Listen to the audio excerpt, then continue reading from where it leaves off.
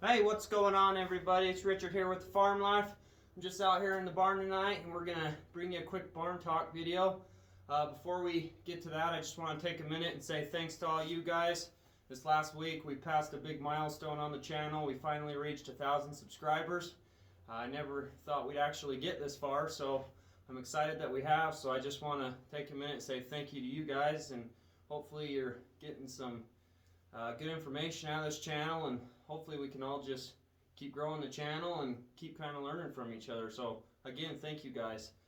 Tonight I just wanted to do a barn talk video for you, and I wanted to talk about everything that we have ready to go and everything set up for our kidding before we get going.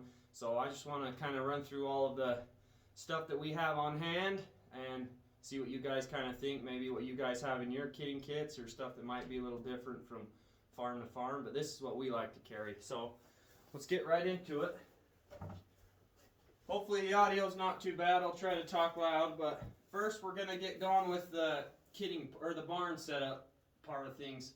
So you obviously, I have the barn, but you obviously want to have some sort of shelter to get them out of the weather and keep them out of the snow and whatnot. So we have the barn that we have set up, and then we also are running these panels, two styles of panels. We have this custom made 5-rail panel, and then this is a set that I bought a while ago that we use for those, and they just pin together with the pins.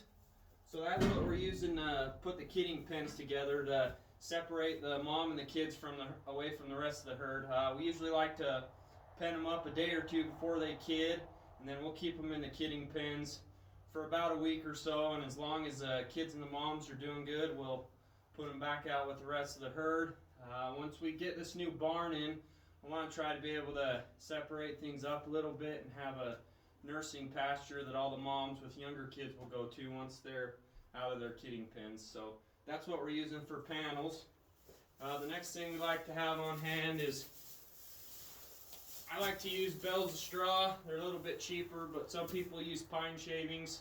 They just come in the bundles, and you can use pine shavings, but we just like to use straw. It's a little bit cheaper, and then we'll use this for the bedding, and then it cleans up pretty nice when we're all finished up with it. Another thing we like to keep handy in the barn is a wide mouth shovel and a pitchfork. I like to try to keep the kidding pens as clean as possible, so I like to completely clean them out maybe once or twice a week, and then of course we're cleaning them out before we're putting in new does and just keeping everything fresh for them. So one other thing that I like to keep in the barn is this head catch.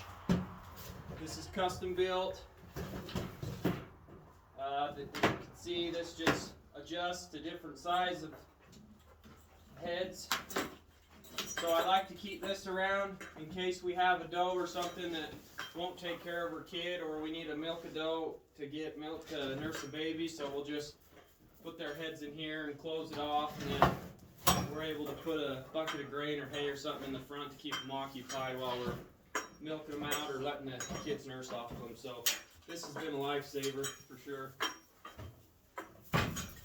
And then a couple other things.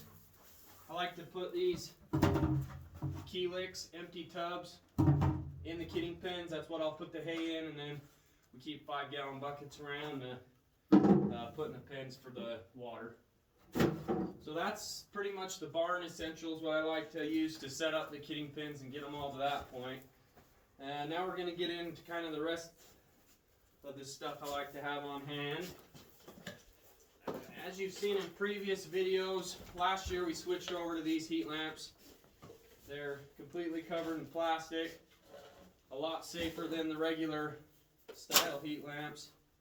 And then they just have these covers right over the bulb, so they're just a lot safer. So I like having these, and then always keep extra bulbs on hand, because you don't want to have the heat lamp on hand but then have a bulb burn out, and then the heat lamp doesn't do any good anyway. So I like to keep double of what we have. So we have 6 of these heat lamps on hand, so I like to keep 12 heat lamp bulbs on hand just in case they burn out or get broken.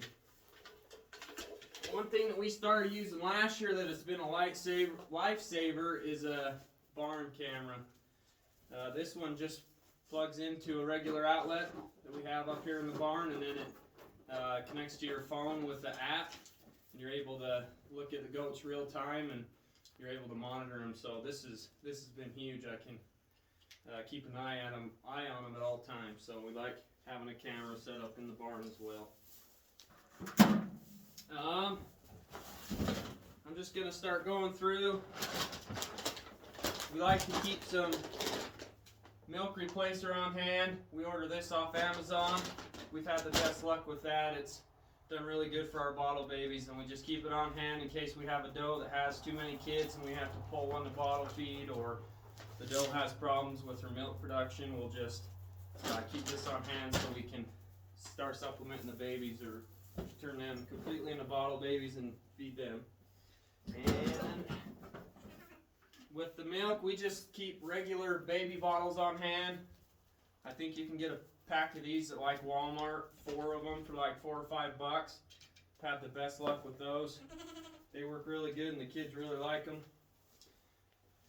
We also always keep towels on hand. We like to have a towel ready to go, so once the kid comes out, we can get in there and kind of dry them off after the mom finishes what she needs to do, especially when it's freezing outside and they are wet. We like to hurry and get them dried off. So we like to keep a big stack of towels on hand. We like to keep the Replimen Gel. We usually give that to them every 6 weeks or so for their mineral. So after they kid, we usually give them a couple pumps of that as well to the does. We like to always need to have syringes and needles on hand. We just bought a big box of them. This one has 100 in them, so that way we always have them ready to go. Some of the medications we like to keep on hand are vitamin B12, some Banamine, and some biomycin. We always have big bottles of these around, so we don't have to worry about running into the vet in the middle of the night to pick up something like that. We like to have Wonder Dust. If you have any open wounds or anything like that, you can give them a quick spritz of this, and it'll help with the bleeding and help the blood and everything clot. We like to keep Nutri-Drench on hand. It's just it's got a lot of supplements and everything into it, and if we have kids that are kind of struggling to get going, we'll give them a couple pumps of this stuff, and that'll help wake them up a little bit. It's just really rich in nutrients. Yeah, we like to keep bag balm. Sometimes the doe's udders will get dry and they'll start cracking from the kids nursing on them, so we'll just put some bag balm on if they get too dry. Then some iodine. After the kids are born, we'll dip their umbilical cords in iodine, and that'll help dry it up and keep infections out of that. Sorry if the camera's getting bumped, the does are all in here seeing what we're doing. This next one is probably the most important one to keep around, because, take my word for it, it's very embarrassing when you gotta call and ask your neighbor for this. But we like to keep some lube on hand. This came in really well last year when we had a doe that had quads, and she wasn't able to get the last couple out, so we were able to use some of that lube, and the babies were able to slide right out a lot easier than we were having before. So from my experience, keep that on hand, because it's kind of a pain to have to explain to your neighbor why you need some lube. So keep that on hand.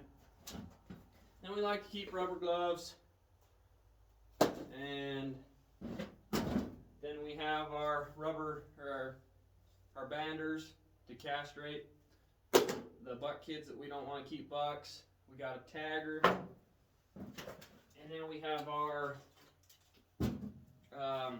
Scrapies tags.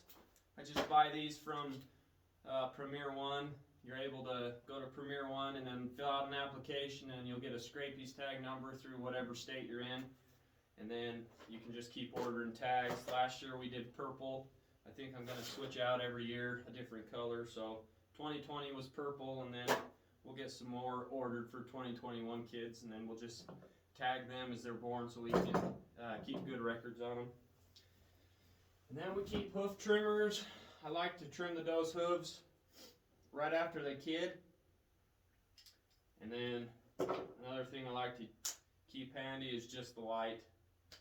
So we're always able to see what's going on and have no issues that way. So yeah, this is kind of just the basic setup of what we like to keep around for our kidding setup.